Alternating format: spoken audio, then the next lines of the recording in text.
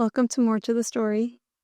Today I'm starting a new chapter for myself, and thank you for joining me in it, where I'm going to start from the beginning of the Chumashim. We're starting a new year, and just yesterday we read the Parshas Bereshit, and it's been so interesting to watch the path that I've been on in the last few years. About, I would say 10 years ago, I was in college, and every day on the train I would say chitas before. And over the years I've had different versions of davening, of prayer, of tefillah, but they didn't always include the traditional praying from a siddur with all of the tefillos and all of the words. That happened when life allowed, while I was raising kids, and when my heart allowed. But I did notice at some point that it wasn't just, oh, I'm a busy mom and so I can't daven. There was a blockage there. And in that time, like within the years where there was a blockage, I leaned on Torah and I leaned on chitas and like the Chumash to keep me connected and to keep me tethered. And at one point, when my kids were younger, and we were going through like ailment after ailment and challenge after challenge, and I was trying to help like alleviate some of the stuff that was falling onto them from me and my husband in this world and life. And someone told me that they worked with this healer. He's an energetic healer, and he was incredible, and I should look into it. And so I did, out of desperation. And one of his like first questions after like I poured out what was going on was, he asked me, do you read your weekly portion? He's like, you're Jewish, right? Like, do you read your weekly portion? And I was like, where are you going with this? I said, I'm a busy mom. My kids are sick. When do you think I have time to look at my weekly portion? And I was just like also so taken aback. And he said to me, even if you can't read the words, scan them with your finger and your eyes. You'll receive the codes that you need to help you. I thought he was off the wall. Like, it, not that there wasn't wisdom to what he was saying, but it took me by such surprise. Like, I thought, like, let's talk about Holocaust trauma. Let's talk about something practical. But a few weeks later, when I was able to implement what he said, something very powerful happened, and I connected back in a very strong way. Like, there was codes and clues that started guiding my life. And so I'm excited to start from the beginning. I feel like I haven't done this like, consciously or with a plan to stay consistent. I also think that it's such a clue for us. Like, Torah is the code.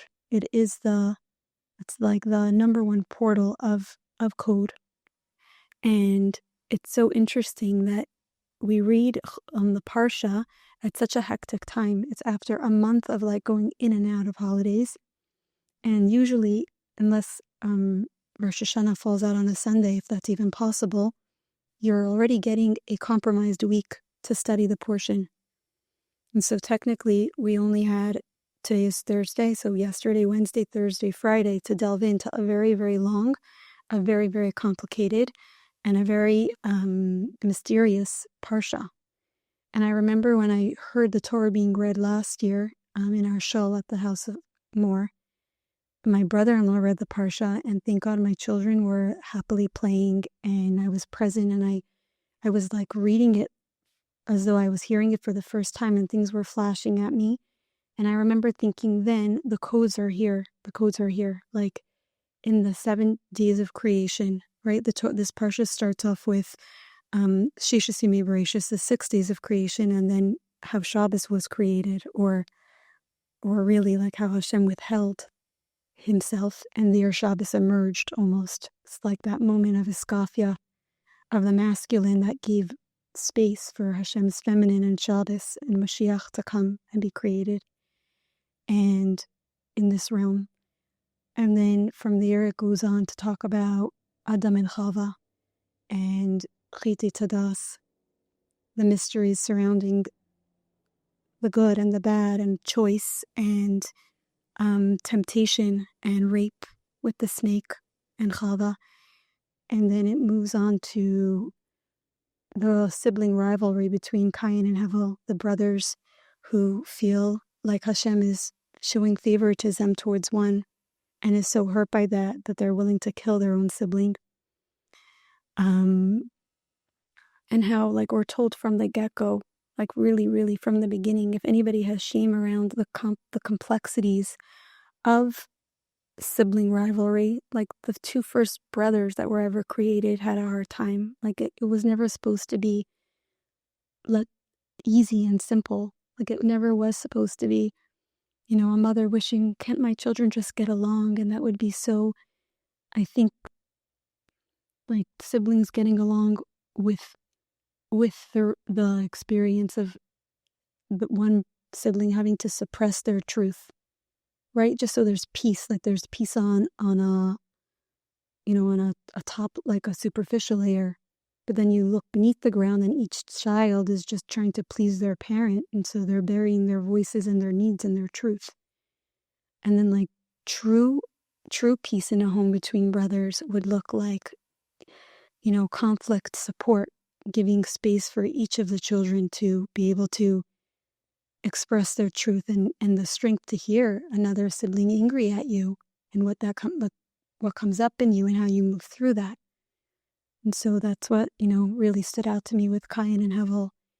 And then I think from there, I forget what else is in the Parsha. But I've actually wanted to dive into a Rashi Sikha today. But before I do that, I'll say that we're creating a container here tonight, and we're stepping into it. And it's the Torah. It's the container of Torah. It's the container where we're choosing to step into this beam of truth. And before we do that, we get to bring consciousness and like realize what we're doing and choose what we're doing, like looking at it. And since I feel like I regard like Torah to be medicine and to be a guide, before I step into it, and I invite you, and I'll do this for myself, I'm going to choose where I want to direct, if Hashem will allow the energy to flow, to channel this energy to a part of your life or somebody that you love or an experience that you had or are going through, and allow that energy to wash over that part or that person or that loved one, because you are literally choosing to spend your time with this holiness, and so you get to bring it and guide it where you want it to go. Today was Isru Chag, and tonight is the yahrzeit of Rebbe Levi Yitzchak of Bereshit, who, I don't know the best way to phrase it, but from what I understand, he was like the number one advocate of the Jewish people for Hashem. He had this ability to see the most convoluted or difficult actions that a person was doing and find the redeeming quality in them, and and then argue on their behalf to Hashem that the person really just wanted Hashem's goodness and their goodness, and so he should be judged favorably. I was actually I was reading in Tamar Devora, and I don't remember it well enough, but I do remember that, or I think it was there, or maybe it was in the Medrash, like a story where a slave was being redeemed after being, like, the Shemitah cycle, the 8th year was coming up, and so he was going to be redeemed. And before he was emancipated, he came to his master and he said, before I leave, this is what you owe me. And the master said to him, no, I'm sorry, I don't have crop. No, I'm sorry, I don't have coins. No, I'm sorry, I don't have. And the guy was like trying to work with him, and so he was giving him this options, and no matter what the slave put forward, the owner said no to. And the slave leaves and he goes home empty-handed. And sometime later, the owner comes back to him and he says, like, how did you part with me in peace? How did you like choose to leave this space without creating like a conflict and a like fighting for? And he said that I judged you favorably. I believed you. I chose to see that everything that you were saying like was your truth. And the man said to him after, I made some sort of arrangement with my son, and so everything that I had, I think this is how it went, I hope I'm remembering it accurately, nothing belonged to me, and so I had nothing to give you. You were right. You judged me in truth, and I wasn't lying to you. I was so taken by that, and maybe what else I saw in Tamar Devora of like the extent to which we like choose to believe another person's truth. And a little bit after I had like those thoughts circulating my system, I noticed that I was judging myself more favorably. Like that energy was present.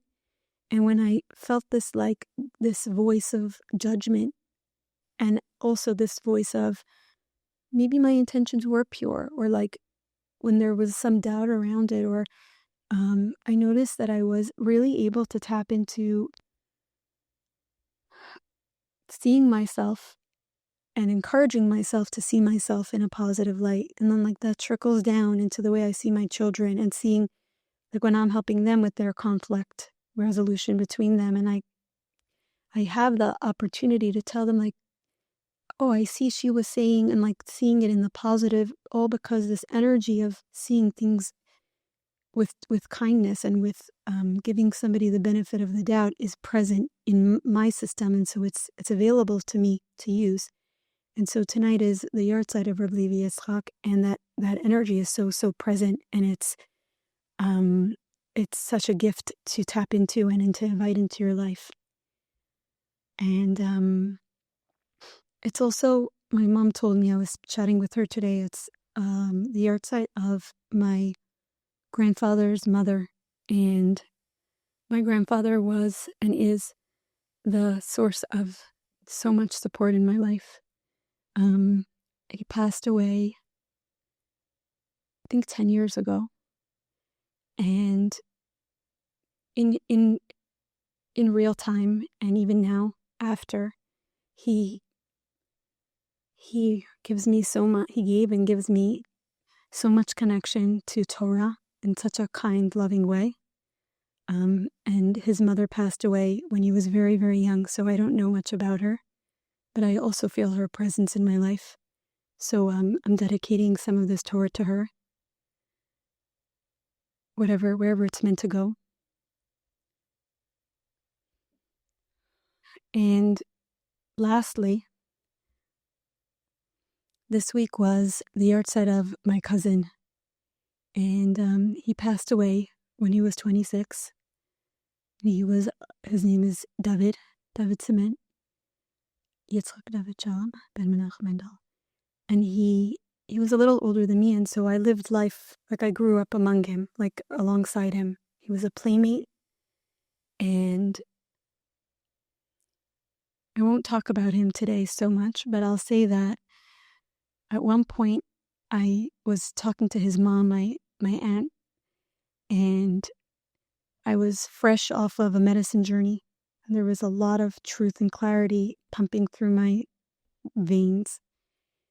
And I said to her that I think along with Tchias HaMesim happening, like along with there's going to come a time and a period in the Messianic realm where the bodies of our loved ones will come back, and they will hold and they will house the souls of the people that we love. But in the meantime, I'm pretty sure that they're waiting for us to climb into the heavens and pull them out. I'm pretty sure that they're waiting for us to learn the language of spirituality, of the spiritual realms. They're there. And if we stay loyal to the love that we have for them, we climb to them. We believe in their existence. We believe that they're around us and that they're powerful and that they're communicating and that they have influence and they have guidance and they have even more love than before because they have no restrictions. Like they're so complete and they're so whole and they just need us to believe in the love that we had. And being that it was his birthday, it is his birthday this week, and he was such a teacher for me, alive and in this phase of his existence. I'll channel this towards him. May this be a merit for his neshama to have the highest and the brightest and the sweetest elevation and go where it needs to go. Yeah.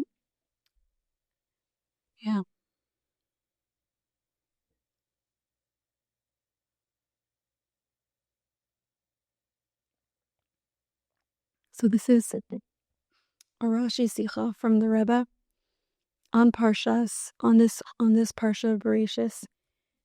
And a little bit about Rashi that I found interesting was, my husband told this to me today when I was running by this Sicha and asking him if I understand it correctly, because I don't know if I am. I can just share what I see and what comes to me through my filter.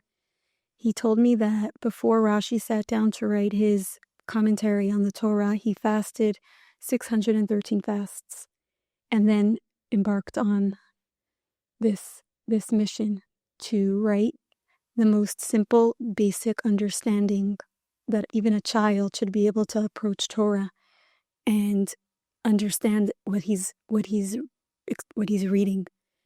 And then after he wrote it, he traveled for 7 years to all the countries and to all the rabbis around the world to see if anybody else had written a similar commentary. And I think he planned that if somebody else did, that he wouldn't publicize his because it was already taken care of.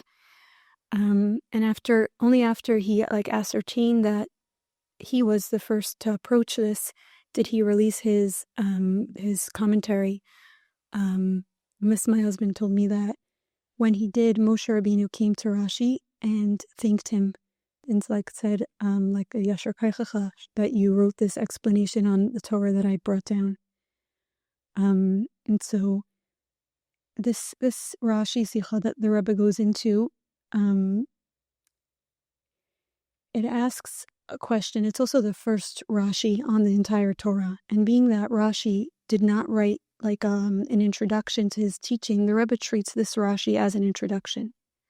And it's actually so timely with what's going on in Israel, what's going on in our experience, in our body and in our soul.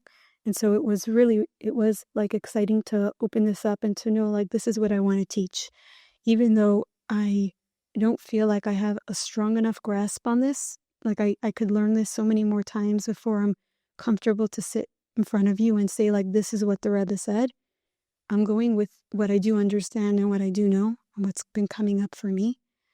And then if anybody wants to read it in depth, I'm happy to direct them to where they could really be accurate and see it inside. So the Rebbe says that the first Rashi on the Torah, the Rashi starts off saying that he quotes Rabbi Yitzchak, and he says that, I'm going to read it inside. Rabbi Yitzchak commented, "It would seem that the Torah should only have begun from this month shall be for you, for it is the first commandment given to Israel. Why did God begin the Torah with in the beginning? Because of the message implied. There's a pasuk that says, the strength of his works he related to his people to give to them the inheritance of the nations." So I feel that Rashi is asking, why didn't the Torah start with the first mitzvah? Torah is, the Rebbe couldn't have said it more times, it's for Horah, it's for life, practical life lessons. And so we start out with the details of creation and what's the lesson in that? Where's the practical mitzvah in that? Why wouldn't Torah begin with the first mitzvah we were given as a people? Then the Rashi continues. So then he answers it by saying, to give strength to his people, to the Jewish people, he told them about the inheritance, to give them the inheritance of nations. Like the land of Israel was at that time, or would be, in the hands of Canaan, when the Jewish people got the Torah. The Canaanites were settled in the land. And so he's telling them the way that he created the world, so to give them the strength to approach these nations, to conquer the land. This is like inside. If the nations of the world will tell Israel, you are robbers, for you conquered the lands of the 7 nations, Israel will be able to respond to their accusation and say, the entire earth belongs to the Holy One. He created it and gave it to whomever he deemed proper. When he so desired, he gave it to those nations, and when he so desired, he took it away and gave it to us. And so that's the Rashi that this Sikha is based out of. And then the Rebbe asks a few questions on this. But what really stood out to me here was, in going into the Sikha, I felt like I was jumping into a pool of the Rebbe's consciousness. And the first time I read it, I wasn't trying to understand it. I was just immersing myself in this like mikvah, this bath, this pool of Rebbe stream, of Rebbe consciousness, of Rebbe thoughts. And I was paying attention to what stood out to me, like what was coming to me. And there was just like these little, it felt like the Rebbe was hiding. It's really not hiding, but maybe when you're asleep, it feels like it's hidden. These like strands of gems hidden within these concepts that are like there to support us and help us even more. And I'll point them out as I go. But the first part here,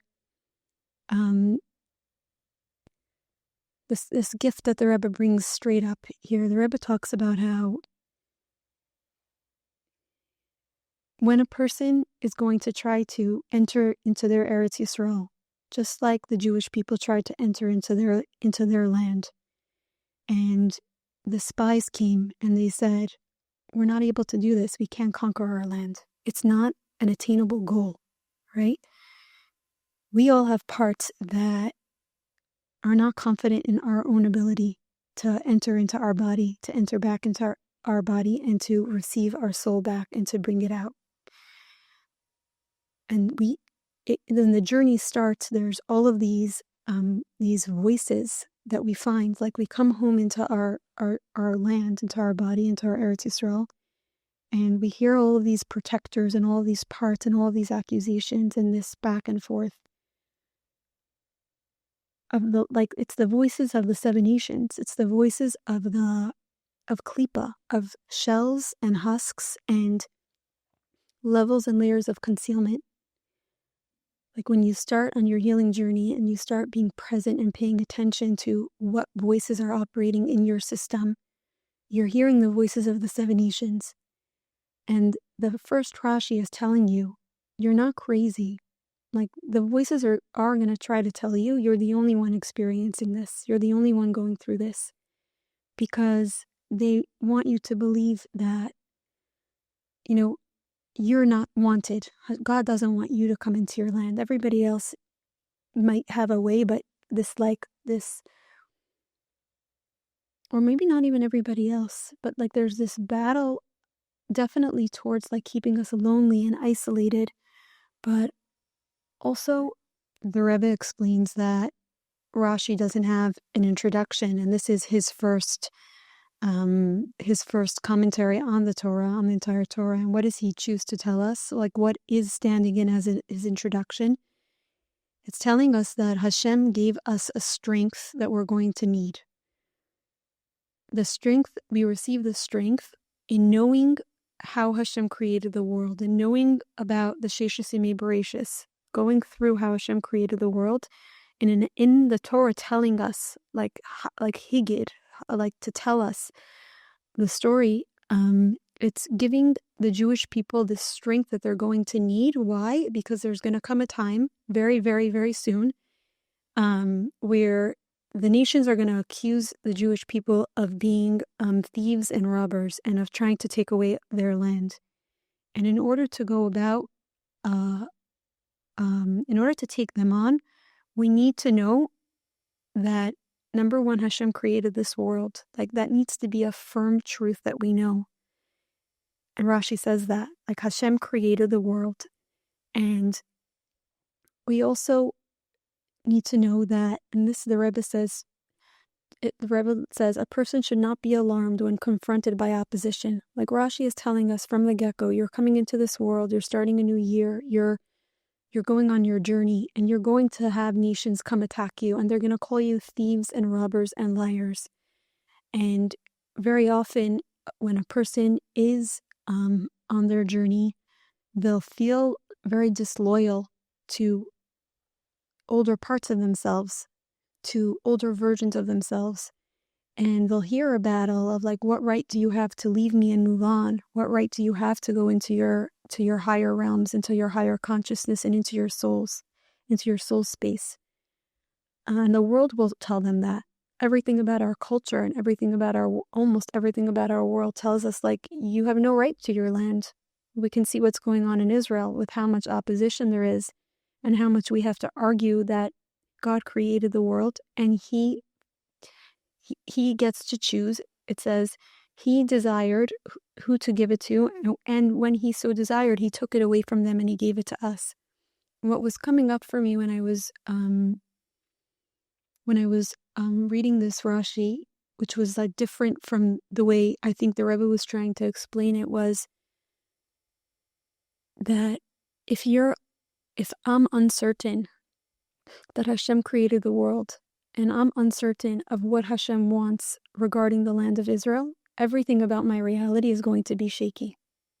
And I know this from my lived experience. I know this from my years as a teenager, or my time in the midst of a very, very dark phase of, a dark chapter, where I hear parts of myself start to question, or I heard parts start to question, does God even exist? If God existed, this wouldn't be allowed, so how is it possible? Or when the pain in Israel gets to be too much, when I start to question, is this how it's meant to go down? Like, is this what God desires? Is this what he wants? And when I read this Rashi, it's telling me I will have strength to approach the onslaught that will come from external forces, from my own klipa, from my own husks, from my own protectors, from every version of pushback that will come. I'll have strength to approach them if I know two things. Like, these are two pillars of truth that if I hold close and if I keep healthy, I will have strength. And those are that Hashem was the one that created this world, and that he wants Israel to be the space that the Jewish people settle in and inherit. And as I say this, I think, like, I'm not saying to disassociate from the parts of me that question God's existence. And I'm not saying to disassociate and to numb and to not allow myself to hear from those parts. Like, really, on the contrary, the parts that I believe that a child comes into this world whole and true and believing in truth. And then different experiences will push a child into doubt and disbelief. And so that young childish part needs me to pay attention and bring it closer so that I could help it heal and come back to the knowing that it already once had. Hashem is the creator of this world. He created me, he created you, he created everything. And our goal, the goal of it all, the goal of this entire Torah we start Bereshit with, is to be able to settle and inherit Eretz Yisrael, our Eretz Yisrael. And we bring those parts closer, and we hear the story of how they came to ever doubt these truths and these facts. And that will give us a strength to be able to go on the rest of our journey. But if you start going on the journey without knowing these two truths, it gets fierce. Like, it become like, I feel like we're denying ourselves. It almost feels like this is step one. Like, find these parts and make space for these parts and start journaling with these parts and meditating and praying and doing everything you can to strengthen the parts of ourselves that have pain around this. And then from there, you can go on and start to conquer, and all the layers that started to build up on our human soul, on our animal soul.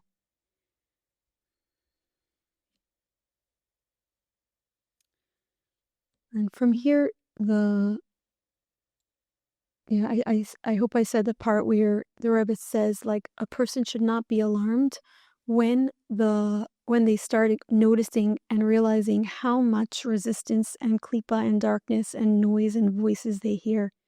Because we see from the get-go that the reason that Hashem created us was to be able to go into our land, and the path that we would have to take is to go through these nations. The Rebbe says that initially Eretz Yisrael it's actually going to be, I think it's in next week's Parsha, Noach's sons, Shem, Cham, and Yafes. They all inherit different parts of the world. And the land of Israel was originally in the portion that Shem would receive. And Shem was the father, Avram Avinu was the descendant from Shem. So it starts off in Avram Avinu's, he inherits it. And then at some point, the 7 nations, the Canaanites, take over. And our job is to come back to that. So we're coming back to a truth. But the Rebbe is trying to be a voice of compassion and neutralizing like any shame that a person might experience when they hear criticism of themselves for having these crass or low or shameful parts. Like, this is why God created us. It's a part of the journey. It's a part of the story, and it's the goal of the journey, is to go through these nations and to ultimately to transform them. And this Rashi Sikha explains how a person could do that and what they'll come up against.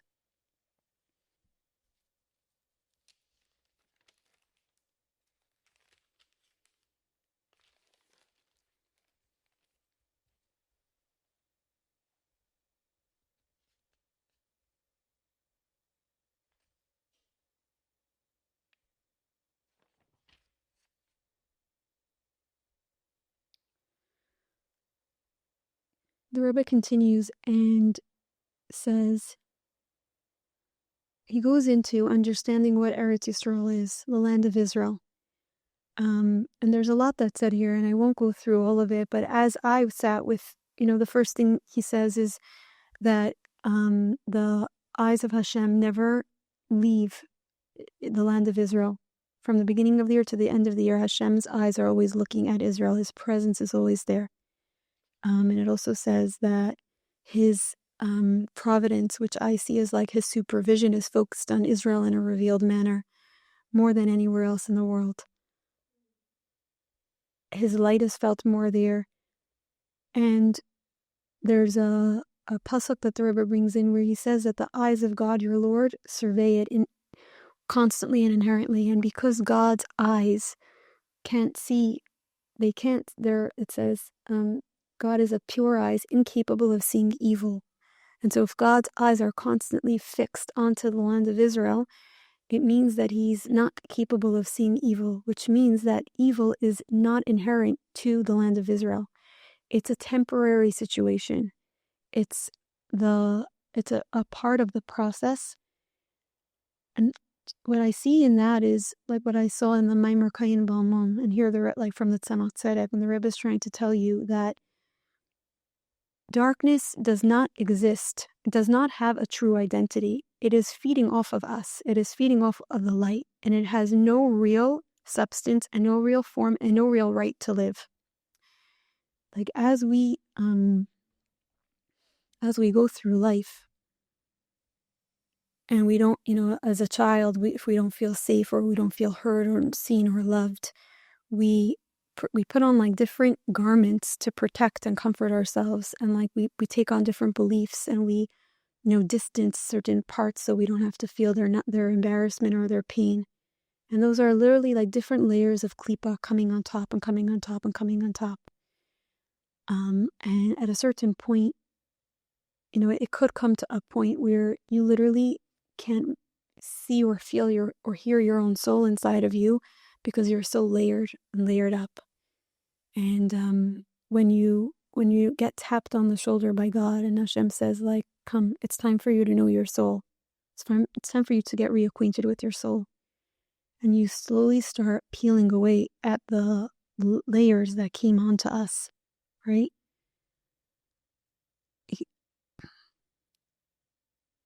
I feel that I'm hearing and hear the Rebbe saying to you, like, it's not real. Like, the darkness is not real. It's not going to last forever. God's eyes can't see it.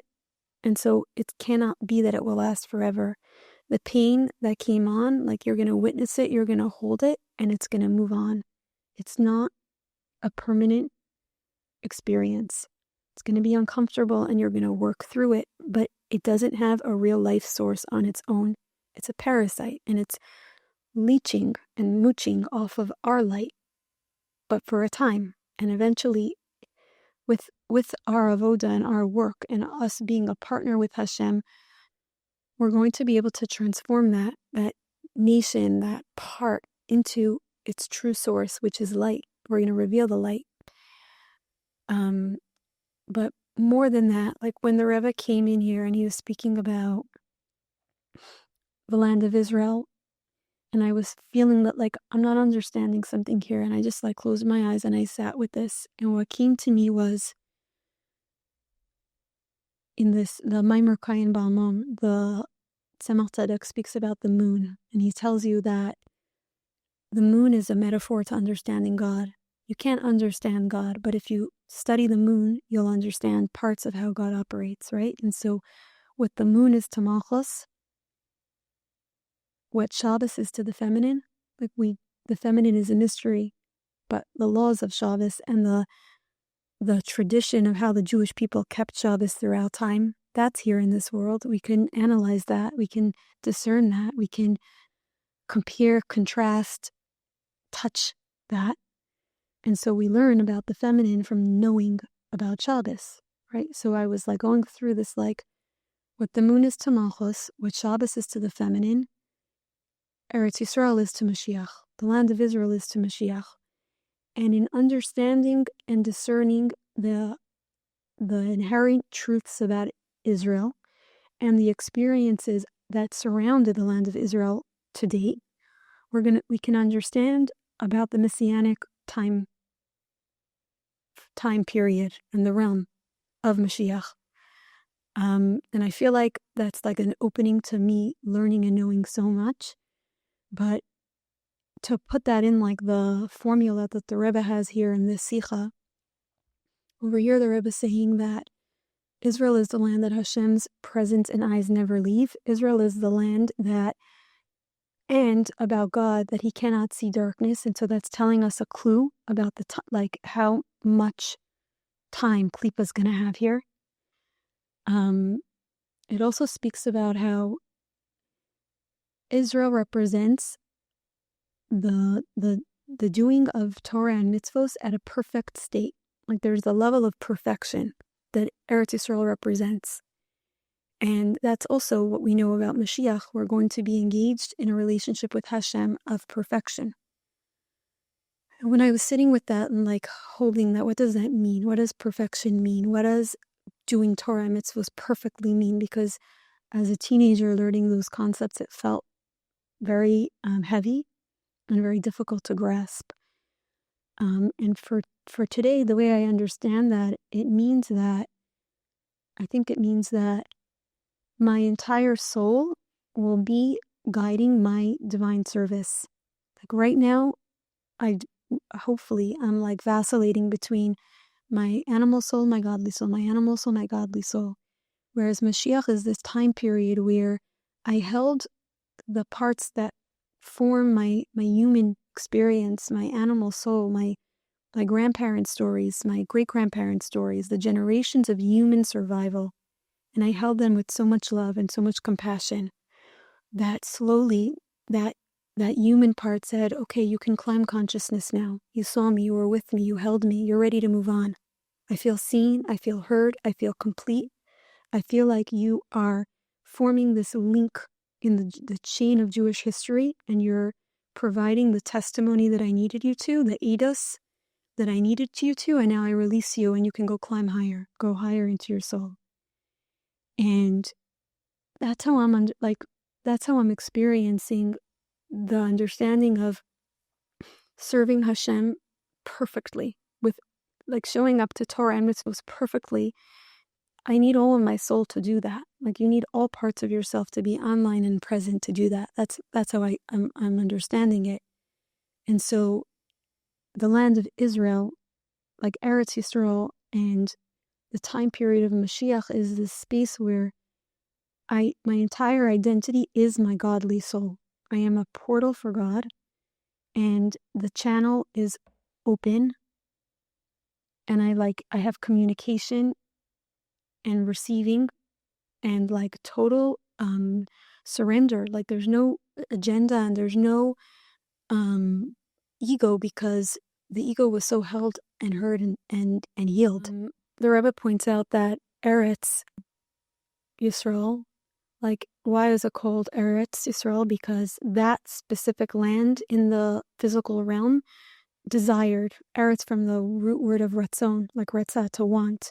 It desired to serve God and carry out Hashem's will, and so it became the makom that Hashem's full will and true will gets to be expressed in. And that, that just brings you to like the holiness of desire and the importance that a person's desires, like their channel where they hear their desires and feel their desires, their keter, their crown of existence, how important it is to heal so that to keep open.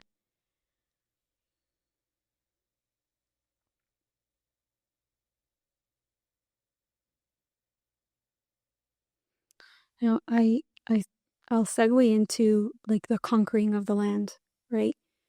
The Rebbe is saying that how do we conquer the land? We know that the generation with Yeshua after Moshe Rabbeinu, they had to conquer it physically, and we are tasked with conquering it spiritually.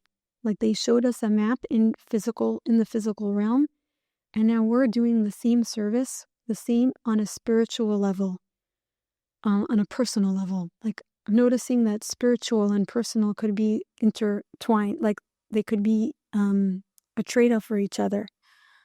On a personal level, how do we enter into Eretz Yisrael? How do we enter into the highest part of our soul? And the battle that the Jewish people faced, we can learn from the spies. The spies came back from surveying the land, and they came with a report that we can't do it. Like, it's not possible. We're not capable of it. And they even alluded they said Hashem is not capable. The Rebbe takes us into the backstory of what they were sensing, what they were experiencing. And this is our story. Like, this is the same story again. I don't know how many 2,000 something years later. Their argument was that they sensed that in the land of Israel, the mundane, the physical, the human level of existence would have to be transformed into holiness. We're going to have to work the land. We're going to have to interact with the food and the crop and the building of homes. We're going to have to build a Beis HaMikdash. We're going to have to be very involved in the world. And what is the purpose of our involvement there? To reveal the godliness within it and transform it into a spiritual experience. And to them, that was unattainable and impossible. But like, maybe the Rebbe is like tapping into Rebbe Levi Yitzchak Berditchev, and he's like giving them the benefit. And he says that the reason that they came to this understanding was they looked at the rules within Torah and in the world. And they saw that in Torah it says that you need to preserve your body. V'nishmartem ma'odas nafshosechem. Right? You have to honor the physical. You have to honor the body. So they saw that commandment that they were given. And they see the physical in the land, and they say, like, why are we conquering? We're supposed to be protecting. Right? And then the Baal Shem Tov says that when you see the donkey, the chamar, the chomer, the physical of your enemy being weighed down under the load of heaviness, you have an obligation to step forward and help them.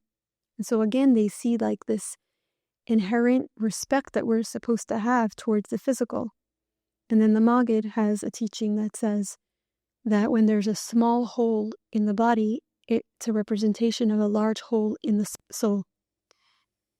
To me, I see that as like physical illnesses are a mirror or a clue into what's going on for the soul. So really pay attention to it, and so that you can channel healing towards the counterpart in the soul, right? So they sense all of this about the physical world, and they think that God created the world with nature, with physicality, and we're supposed to respect that. And here they're sensing that Moshe Rabbeinu is sending them into the land, and he's telling them, transform it, conquer it. Take it to the side of Kedusha.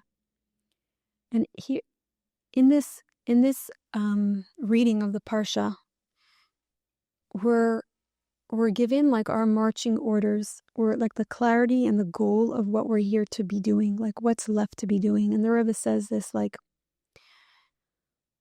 again and again in so many, in the same words in different ways, how our job is to elevate, like adir b'tachtonim, to elevate the physicality. And actually, during like Chaf B'Shvat one year for the Rebbetzins yard site, I was learning one of the talks of the Rebbe, and something came to me. And I feel like, again, it's the Rebbe saying this message, where when a person, I'll say it in a different way. We talk about like Hashem's oneness, like that's one of the great principles of Jewish faith. Hashem is one, his name is one, he was one before, he is one now, he'll be one after. It's like constant verses and praises and songs about Hashem's oneness. And the goal is to reveal oneness, and the goal is to emulate Hashem. Like we're here to emulate our Creator and to be a partner in creating oneness. And how do we do that? And I was seeing like this like vision, or this like scene in my head, where when a person goes out into the world and their soul is present in their body, like they feel their soul with them, it's safe enough for their soul to be revealed. They're living in a healthy, wholesome environment, and they nurture their soul and they feed their soul so that their soul could be with them, right? In a present way, our soul is always with us, but in a revealed state. And they go around the world, they go about their day, and they see and they have an experience, and they laser in on the godly reason for it, or the godly experience in it. And I feel like this person is walking around the world, and like she has this remote control in her hands, and she's interacting with her manicure and her cooking food for her home and her cleaning up her home, and she's finding the divine reason behind it. And she has this like remote, this laser in her hand, where she's like, you're God, you're God, you're God, we're all one, you're one, come.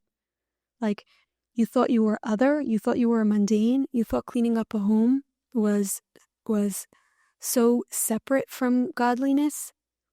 But every time I pick something up in my home, I'm vowing, this is my temple. And every time I clean my home, I'm in service. This is my temple, and I'm cooking. I'm bringing an offering right now. I'm nurturing the chain of Jewish children in this home. I'm nurturing my own soul in this home. And she's literally like awakening the divine oneness in this experience, and saying like, you thought you were other, but really no, you're one. You're a part of us. Come to the other side. And the spies had the understanding that like, let's stay in the Midbar. The Midbar is a place where crops don't grow, and we don't build the Beis HaMikdash, and we don't build beautiful homes. We can just study Torah and mitzvos. Like whatever is holy, we know is holy, and we'll just circle that and be with that and stay loyal to that and one with that. And after 40 years of service, of sticking to pure holiness, revealed holiness, pure light, right? Moshe tells them like, that's it. You got to cross the Jordan. Like you have to go to the other side. And they don't feel like they're capable of that. And they don't understand that after the Rebbe spent 40 years talking to them and teaching them and revealing the codes to them and leaving them with the leadership that they needed, that they're ready to take on the physical realms and transform those into holiness and into oneness. I feel that we came out of the period of World War II and the Holocaust, and the avoda for the generation, like when the Rebbe stepped into leadership, was similar to the avoda that the generation of Moshe had. It was stay true, stay loyal, rebuild. Engage with pure holiness, engage with Torah and mitzvos at the level that you can, maximize that, bring that back to your chain. And we're the next generation, like the children of our the children of our parents, we're being asked, can you enter into Eretz Yisrael? Can you go into the land? And there's this battle, there's meraglim within ourselves and within our community, questioning us and saying, like, why are you engaging with the dark? Why can't you just do it the way we did it? Look what it produced. It produced an empire. It produced an army of a nation that's never been better, never been stronger, never. And why can't you keep to our path? Like, we sacrificed to this point, so stay to the path. And they see us children going out and engaging with the dark.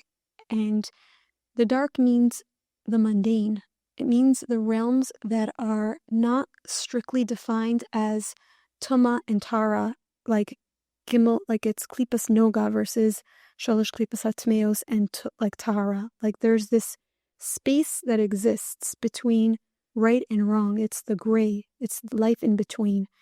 And that generation, the spies, the nation that this generation that came after, the nation that entered the land, and us, we're being asked to transform the parts of our life that don't have revealed holiness in them and find the godly experience within it. So, like, the common things that come to my mind are people talk about, taking care of your body feels very mundane and physical. Feeding your body, like the food that you eat could be, sleeping could be mundane. But it can go it's really, I think in this Sikha the Rebbe talks about, the Rebbe speaks about the mandate that we have, like b'chol derechecha de'ehu, in all of your ways you have to know Hashem, right? And that's alluding to the realm of Eretz Yisrael, where everything is godly, everything is one and revealed. And then here, Kol ma'asecha yihu l'shem shamayim, all of your deeds should be for the sake of heaven. Where, to me, this is the experience of bringing God into your car drive to work, and to your cleaning your home, and into your arguments with your spouse, and into the chaos between your children. And it's literally, where is God in that? And on a practically speaking, it means, for me, it means like closing my eyes and in the moment of chaos, dropping in and saying, like, can my soul hold me? Can my neshama come out and help me through this? Can I literally breathe a breath to bring my soul present with me and to approach the challenge that I have with God with me? And that's my starting point for transforming what seems unholy and bringing holiness to it. Like, the minute God is there, the minute you reveal a little bit of light there, it becomes a holy experience. Actually, right before this podcast shir, I was doing a therapy session, and I'm working with a beautiful IFS healer, and we came to a part. And I had a part, and there was a protector part that was emitting embarrassment into my stream. to my system. And at one point she said to me, where is the light within this part? And I closed my eyes, I went in, and then a few seconds later, I said, can you explain that? I asked her, like, what did you mean by that? And she said, let me see if I remember what she said.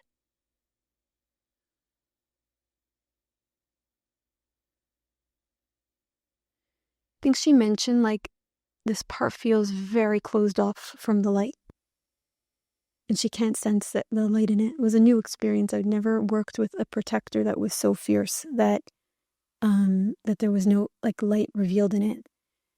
And as I held it, I saw that, like, the protector part was so, I think I'm going to process it and work with it. It's so fresh and new, but it was like this part at one point had positive intentions for me. Like, it came to protect. But at a certain point, it became overtaken by ego and by an agenda. And it was so cut off from God that it wasn't it wasn't receiving any guidance from the light. It just had an agenda, keep me, oh wow. Yeah. And so I feel like that's the experience of bringing, making the mundane holy. Like, you take something that seems so coarse or so removed or so dark or so not elevated or holy, and you start to get curious and say, like, where's the holiness? Where's the godliness in this?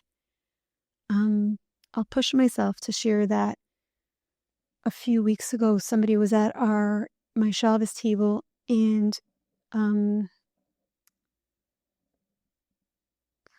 in that week's parsha, or the mimer that he had been learning, was about a woman who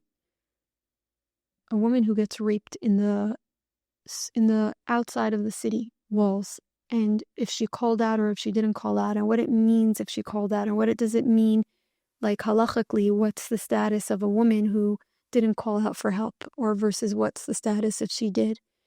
It was a very triggering, extremely triggering mimer. And also, at this point in my journey, I understand that beneath the greatest triggers of Torah are the clues and the gifts that I need to pay attention to, that I get to pay attention to. And so, like, the Rebbeim did speak about what we go through. They did. They're right in front of us, and with enough belief in our soul and enough merit, we'll receive the clues beneath their teachings. But that meal turned into a conversation where the gentleman who presented this mimer and who was talking, he was speaking about how men have a much harder time with seeing the holiness in physicality. And maybe, like, that's one of the reasons that a man has a bris where a woman comes into the world already open to that. She's already, like, God gave her that like, removed the circumcision of the heart. It feels like we already came. We're told that women have this deeper connection to the physical world. I believe also it's because the higher up your source, the lower you can go. And because physicality can get so low, a woman has that ability to tap into it because her source is that high. She has that counterpart ability. And he was speaking about how, what does it mean to see your intimacy and your intimate life as holy? Because the world portrays it in the most physical, the most coarse, the most crass, the least godly way. Everything about our culture is showing it to be this very animalistic, very indulgent, pleasure-seeking, comforting, exciting source of, like, let me tap into the dark side to get high. And another thought came and went, but it will come. And the other gentlemen that were around the table seemed to have, like, a similar experience where, like, they felt that this was too lofty of a goal. for them to try to see their intimate life as holy. Oh, it came. It's besides for the culture trying to, the 7 nations of our world, right? Trying to tell us that sexuality and intimacy is so mundane and so unholy. You have religion itself coming to tell you that. With the amount of Christian influence that has come into our people, and it came in by living next to neighbors, and it came into us by being raped by Christians through pogroms and through the time periods. Like, I feel that people say, oh, we're so Christian influenced, without like the belief and the knowing that of how deeply it's in our culture and how deeply it embedded itself on top of Torah and Judaism. So I'm pushing myself to use trigger words and talk about these experiences because it's dawning on me, like, it's not just a light thing to say, oh, we're Christian, we're influenced by Christian religions. We were attacked by the Christians for years, right? By that way of thinking, by the New Testament way of living. And so if anyone wants to deny that it's present in us, all you have to do is look at history and see what happened to us. When somebody gets hurt and is taken advantage of, they receive the downloads of the other person. It's swimming within us. And with the awareness of that, we have the opportunity to conquer it and transform the darkness of that into the brightest holiness. So it's exactly this mimer. This mimer was talking about when a woman gets raped in the street, in the city, right? I'm sorry if I'm triggering anybody.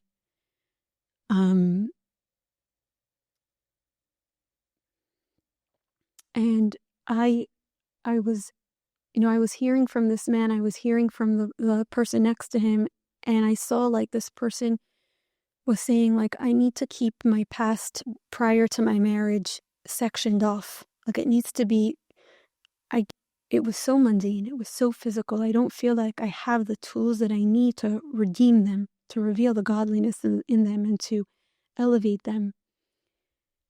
And I chose in that moment, and I guess I'm choosing it now, to talk about the way women have the ability to perceive into holiness more than men, or some men. I guess it depends, within every couple, within every individual, how much feminine energy is revealed inside of you, how much compassion, and how connected you are to the source of rachamim, because that feels like a feminine channel. I was able to share a little bit about the way I see the physical world through like taking care of my home in this way of, this is not all the time and this is not every day. This is like gifts of a time period where I get to engage with my home and with my life, with like noticing the holiness in all of it, like picking things up off the floor and saying like, oh, this is my modem, like I'm bowing right now. And when I sit down and I make myself a healthy, nourishing meal and I put it on a glass plate and I close my eyes and I thank Hashem and I say like, this is my meal offering to myself. I'm giving to my animal soul right now for the sake of my soul to be able to feel safe in my body. When my animal feels like it's in survival mode, I can't hear from my soul. And like as an act of support, love, and care, here I am with my plate. And I'm sitting down and I'm being present and I'm noticing the gifts that Hashem gave me. It can go on from like the way you put moisturizer on your face to the way you brush your hair, right? To the way you brush your teeth. Like, you are holy. You are deserving of beauty and softness and presence. Like, women have that ability, and maybe men too. And please God, we'll all tap into that, where the mundane is not so removed. Like, Hashem is so present in those experiences. I forgot like the exact dialogue that I had with this man about sexuality, but we know that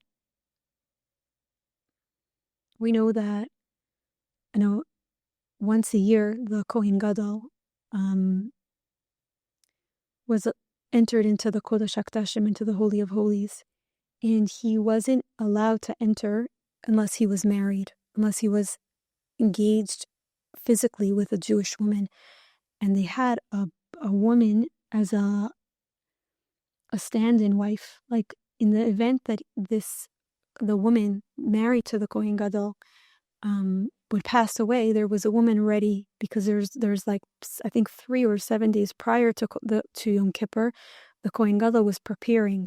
And so in order to not intervene with that and to not be able to serve on Yom Kippur, that same individual would have to be married in order to show up to that, into the Holy of Holies.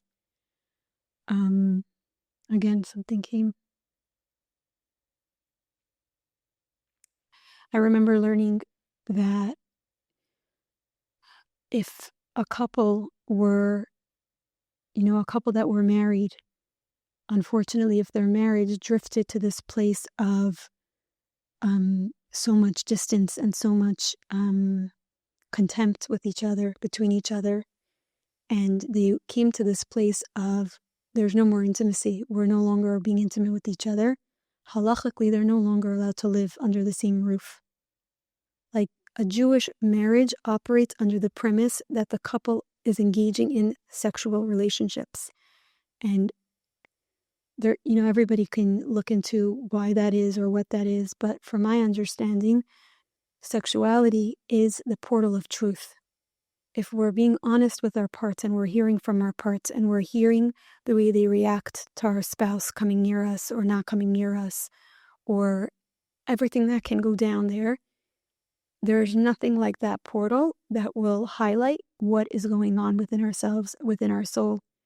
And so, and then why God has it so that if a Jewish couple, a Jewish marriage operates under the premise that there's going to be sexuality between the couple, that is a Jewish marriage, right?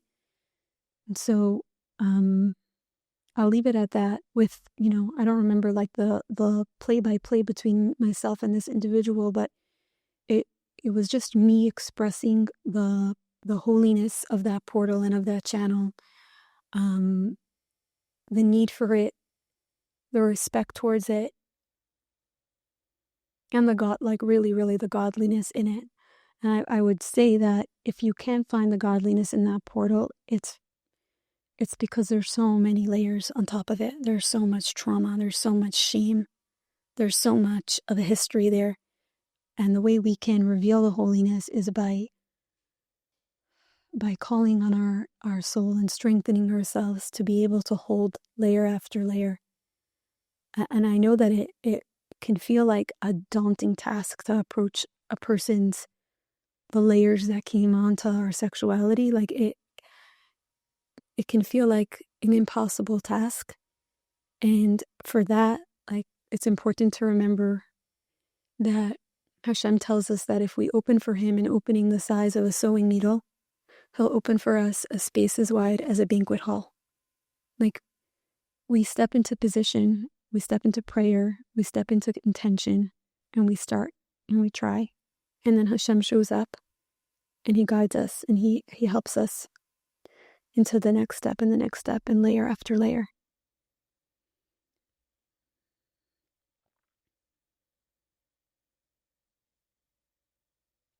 I'll go back to the Meraglim because that was a very long tangent on physicality and the holiness and the mundane. But ultimately, the Meraglim were, our parts are asking us, what right do you have to transform us? God made us this way. Teva is real. Nature is real. Hashem made us this way. You're literally stealing from us, right? Rashi's words are, the nations will say you're robbers, you're thieves. Like, why can't you let us be as God made us? We were made this way. And so what right do you have to transform us and take us into the other side? And because there's such a valid argument, right? It's so real. The Rebbe keeps on reminding us about the purpose of creation. It's a resting place for God down here. It's dir b'tachtonim. And the way that God can have a dwelling place down here is when this realm is revealed in spirituality, revealed in oneness, and revealed in holiness. And so we need this reminder and this strength, because the argument that the world and nature exudes around us is such a valid and truthful one. I'll end today's Parsha shir with this idea because it's very much connected to inheriting our personal Eretz Yisrael, our personal land, our personal bodies, and our home, the home to our soul. This week, our hostages came home. Here's another trigger warning. Sorry, the other one came after. This one's before. Our hostages came home. Thank you, Hashem. And I was present with my experience in a curious way when I heard that they would come home. I don't go on social media and I don't go on the news. So I found out that there was even a deal and the hostages that are being spoken about on Hoshana Rabbah. Like I was sitting on the couch and my husband was on his phone and I said, like, what are you up to? What are you reading? And he was talking about the deal. I think maybe once before I heard like Trump and the deal. Like I live under a rock, a holy rock, I hope. And I think I'm ready to come out into the world again. I guess this is it. See, like I'm like the Meraglim, the spies, who like didn't think I can take it on, and so I like isolated myself. And hopefully now I'm ready for another round with it. And so my husband told me about this deal, and I went on to ChatGPT and I asked a little bit about it. I saw what the plans were, like what time were they scheduled to be home. I went to bed and I calculated like at what time if I woke up in the middle of the night, like would it be real and true? And I woke up early and my mother's in Israel now, and so I quickly checked in with her to see what was happening. And then it was the day of getting ready for Yom Tif. I was taking my children on some errands and I was just noticing the way I put music on, and I wanted a dance party to happen in my home to thank Hashem, to dance with my kids. And the way I spoke to my children about it, I told them a little bit about what was happening. And I also noticed like certain parts that were very numb. Like maybe there was judgment, but there was also a lot of curiosity. And then over the next 2 days, I had this awareness that when the war started, it was too much to stay present to the news that we were witnessing and experiencing. It was, I didn't feel that I had the vessels to handle the light or the dark that was coming at me. And so my instinct was to put up heart walls and to numb and to shut out and to distance myself from truth. And it occurred to me that this week, this wave of Mashiach like overflowed into our world, and our hostages came home, our living hostages, and they're here and they're home and they're with their families. And I felt that had I had the capacity and the courage to stay with an open heart throughout this process, this level of Mashiach would be alive inside of me right now. Like I'm going to choose to trust that it's somewhere inside of me, and with time, I'll get to bring it to a center stage within myself. But for now, that experience is not overtaking me because I shut down the panels and the chambers in my heart that would know how to hold and receive. There would be space to receive this Mashiach, to receive this level of goodness. And what, this understanding that says, like, if we mourn those who mourn for the destruction of Yerushalayim will merit to like experience her rebuilding. They'll rejoice in her rebuilding. And this became like so clear from this experience for me that when we have walls around our heart, around our Yericho had the walls. Like when we choose to stand outside of Yericho, when we choose to stand with the nations outside of our land, we're keeping ourselves from the experience of receiving Mashiach in our hearts. And I came to this like place of a renewed motivation and desire that in the coming year I hold my walls with more consistency, and like with this reminder and this goal that this is how I bring Mashiach for myself. This is how my soul will be able to radiate out into the world, and everybody's soul can radiate out and have like this sphere of messianic light like moving around the world. When we take down our walls and we take down our hurts and we hold our hurts, we get to receive like the light that Hashem does send. We believe He's sending, we're experiencing Him sending it. So that's my prayer going into the year. Thank you so much for coming. L'chaim.